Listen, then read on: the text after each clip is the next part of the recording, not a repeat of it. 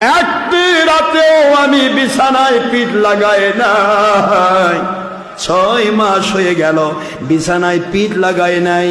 আমি দরজার সামনে দাঁড়িয়ে দাঁড়িয়ে আপনার অপেক্ষা করি।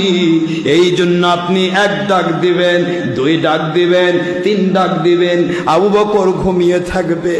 না জানি কত বড় বেয়াদবি হয়ে যাবে নবীর শানে।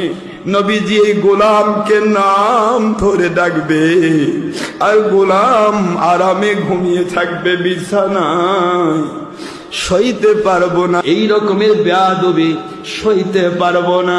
এই জন্য 6 মাস হলো গো নবী আপনার একটি ডাকের অপেক্ষায় আমি দরজায় সারা রাত দাঁড়িয়ে থাকি।